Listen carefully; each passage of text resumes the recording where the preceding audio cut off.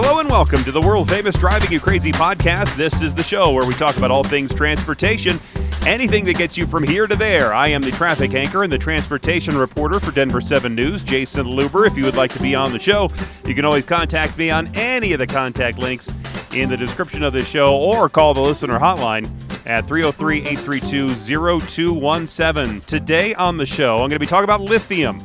Yeah, that shiny metal that explodes in water and also powers nearly all the electric vehicles that are out there. Now, coming up in just a little bit, I'll be speaking with Zayn Kalyan. And Zayn is the CEO and director at Infinity Stone Ventures. And they have a mining interest, they say, in Canada.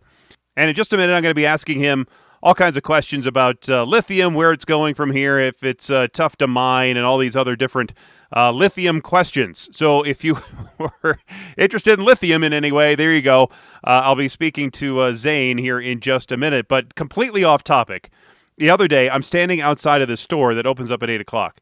It's about 2 minutes before the store opens. I'm standing there maybe with 5 or 6 other people waiting for the doors to open, right? The worker, you could see them milling around in there. They're waiting to open it up right there at 8 o'clock. And then here comes this guy walking full speed towards the door in his VW jacket. Yeah, Volkswagen logoed jacket.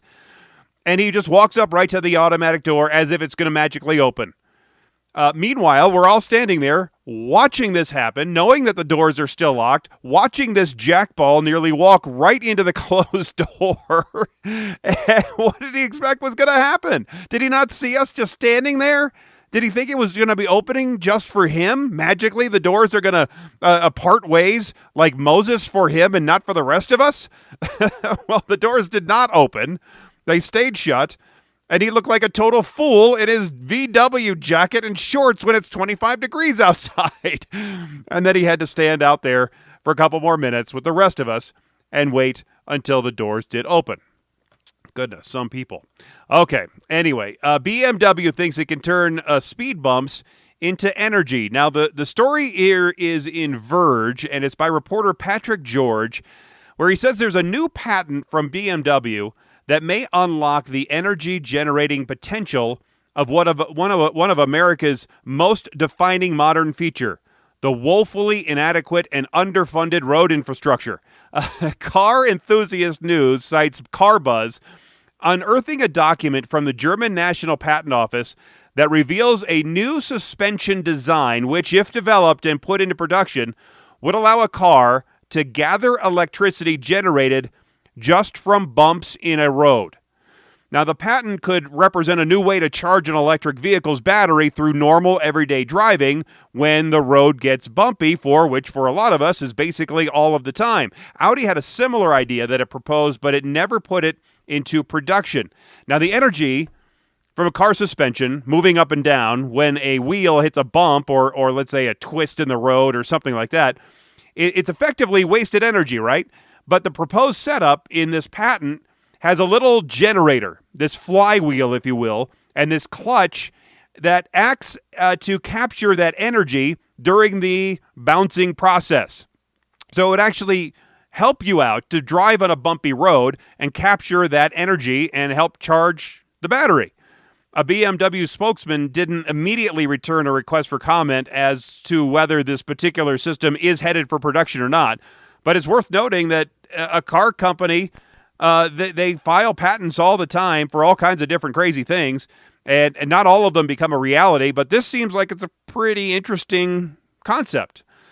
Anyway, one of the details that's missing is exactly how much energy would be reclaimed in this way, like the braking system. When you, in my car, you let off the gas and it starts picking up, recharging the battery. It picks up energy, and then when you hit the brakes, you actually get some more of that energy back.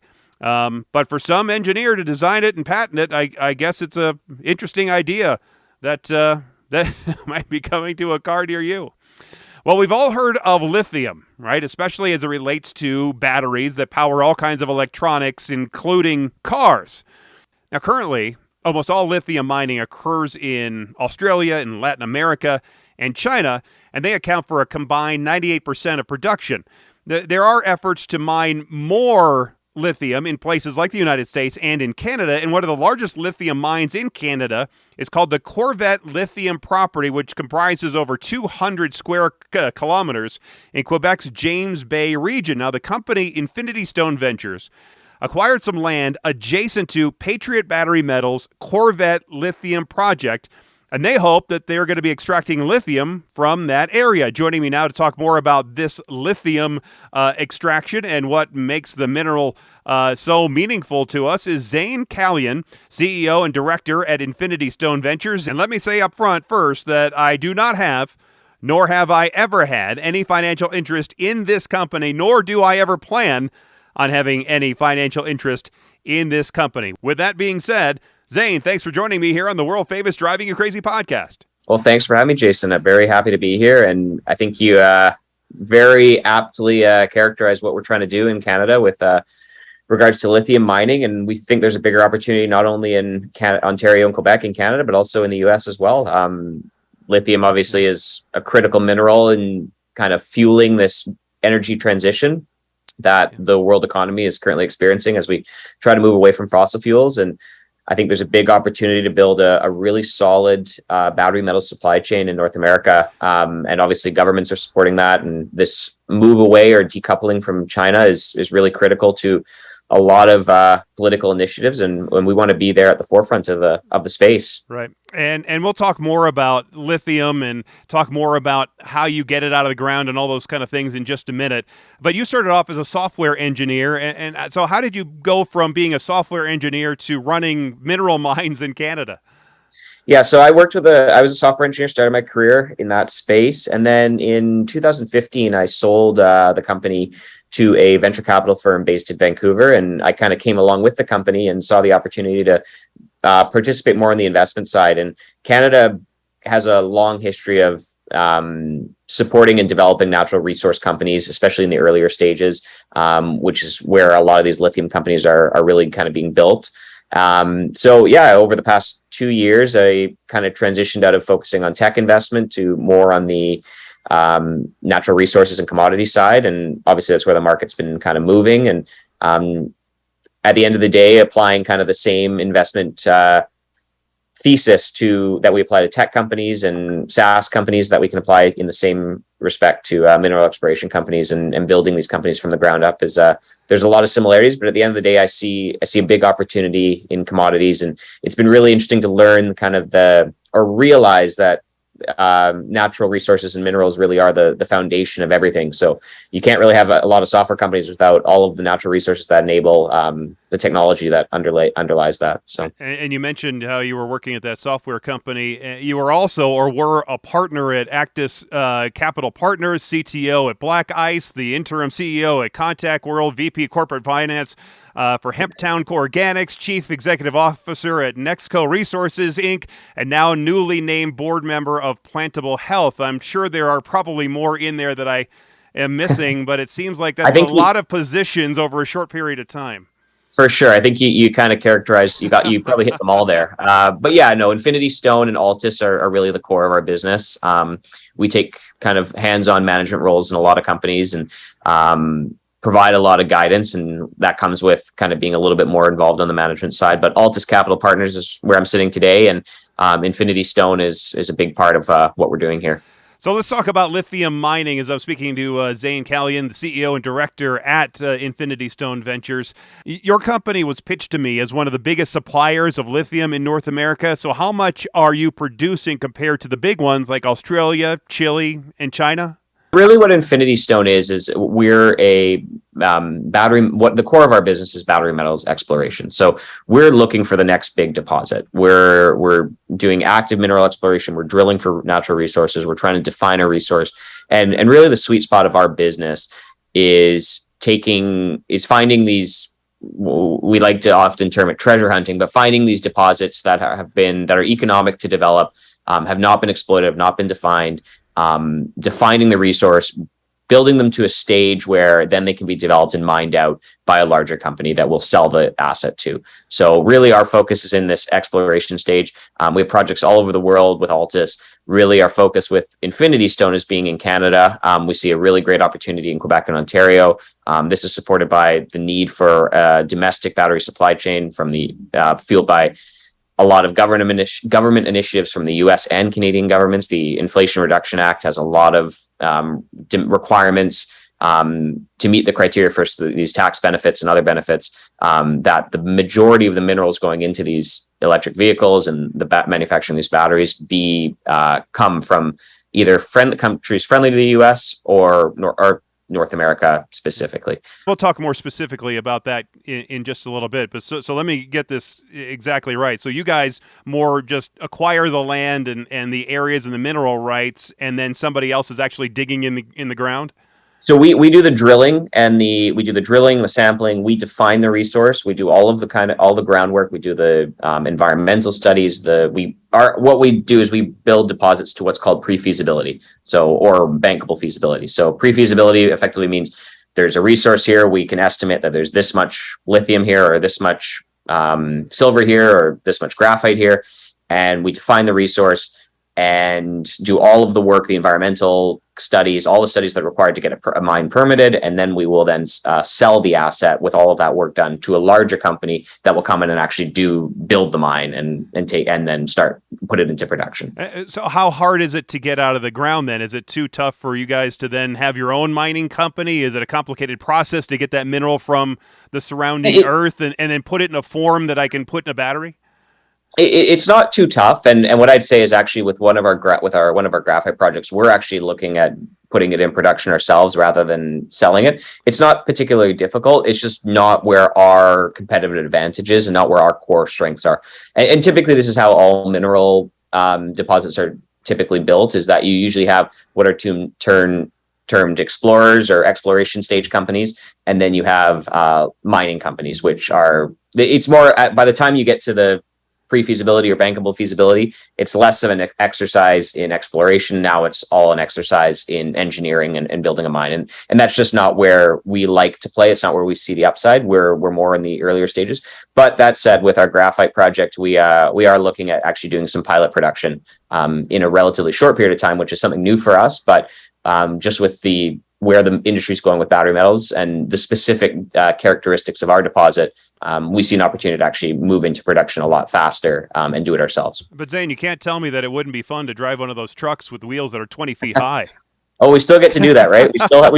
We typically retain some sort of ownership in the finished mine, and we also often have royalties that we get from any production that comes off the property as well. My guest is Zayn Kalyan, CEO and director at Infinity Stone Ventures, talking about lithium, and I'll ask you about how critical lithium is really to the battery industry. They're trying to electrify the world, as we know. So lithium is one of the minerals, but there are some others. As you mentioned, graphite is another big one I don't think a lot of people are in tune to.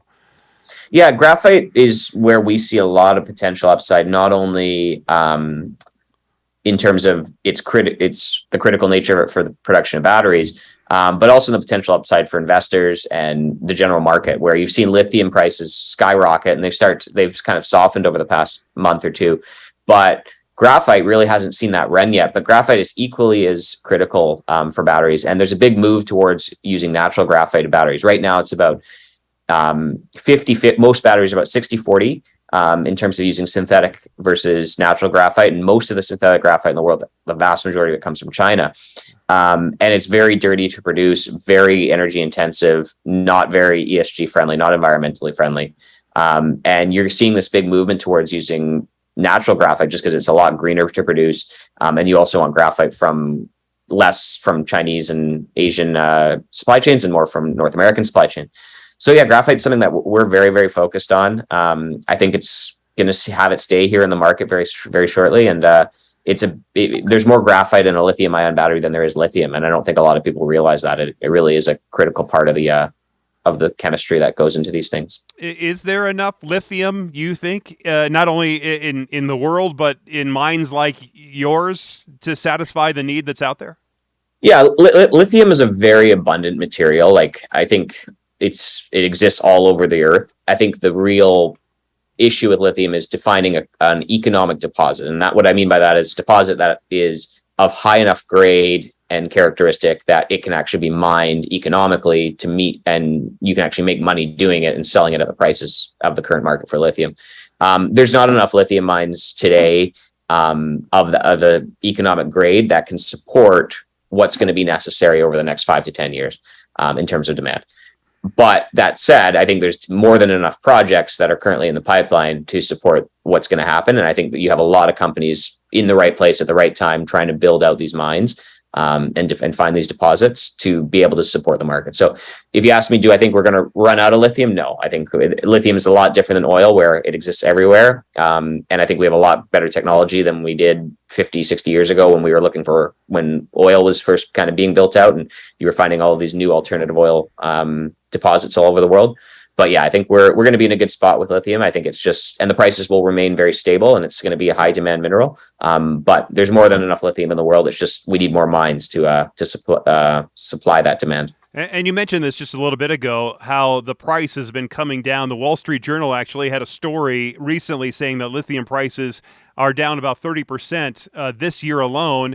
And really, it's bringing EV sales down. The lower cost could also potentially boost more sales, as these EVs are pretty expensive. They're still a lot more expensive than the same type of car as an ICE engine. So do you think that the lithium price is going to stay lower? Do you think it's going to run back up again? Where do you see the price going, and how is that going to affect me as a consumer wanting to buy one of these cars? Well, I think you're starting to see the prices of the cars come down, and obviously I think that's driven by softening lithium prices. But I think you're also starting to see softening demand in the market with kind of all of rising interest rates, et cetera, and economic slowdown. But to that point, I think where if you say lithium prices have come down 30% over last year, but they were astronomically high last year too. So they're still very high. They're still very economic for producers. I think you're going to see at the end of the day, EV prices are going to continue to go down. You're going to start to see more EVs on the road.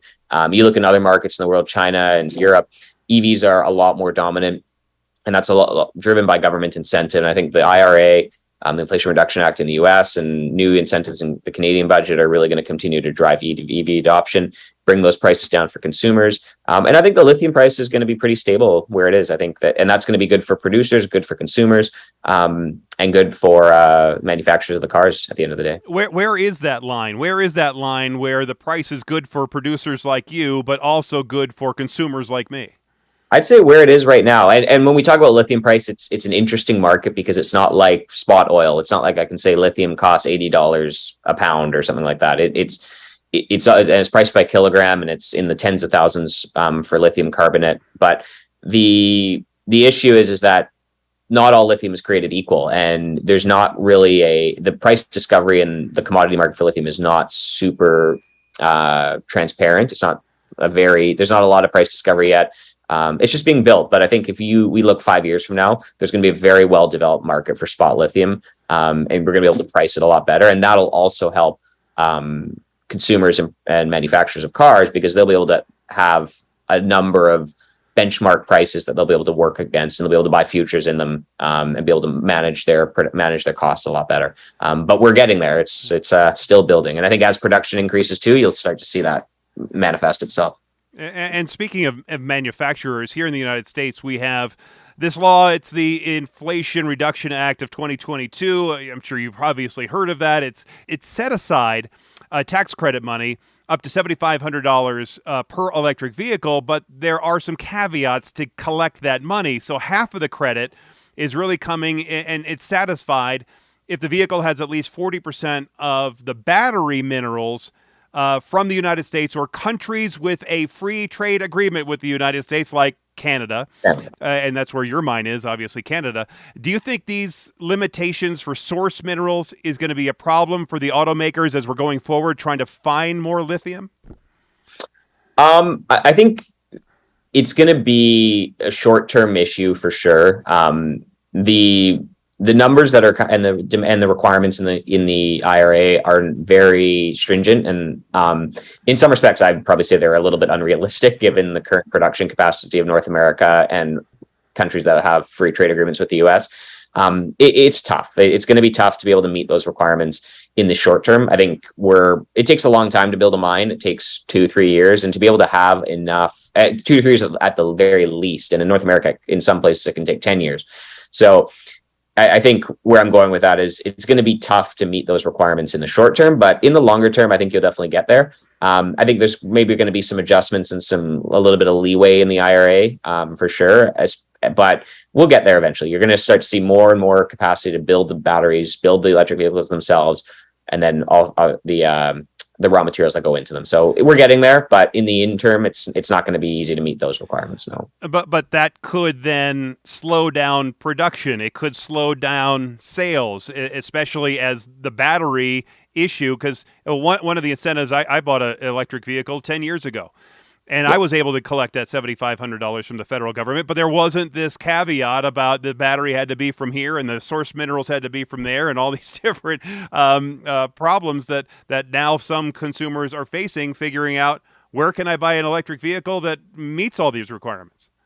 I think, in my opinion, I think there's probably going to be some changes to the law in some respect. I think they're going to have to give some consideration to the fact that the supply chain is still at least, call it 3 to 5 years out, where they're going to be able to meet all of those requirements.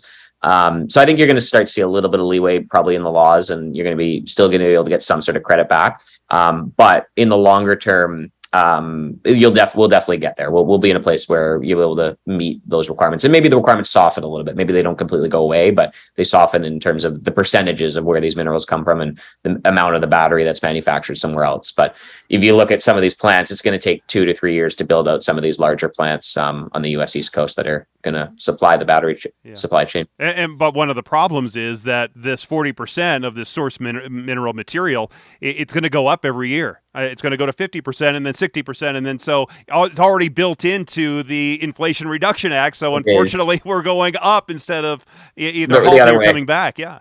Yeah. No. And that is going to be tough for sure. But at the same time, it does give incentive for companies to really focus on building that capacity in the short term. And it's almost every day you see another major private company indicating that they're going to build a battery plant or they're going to build an EV plant. And I think that's great for kind of this resurgence in North American manufacturing. And that's a big focus of the government for sure.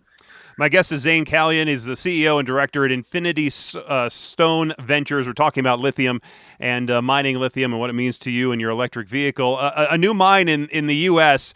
is trying to get started there in Nevada. They're close to coming online. Are mines like that good for your business or a challenge because now you're seeing other places start to extract what your mine there in Canada is going to be doing?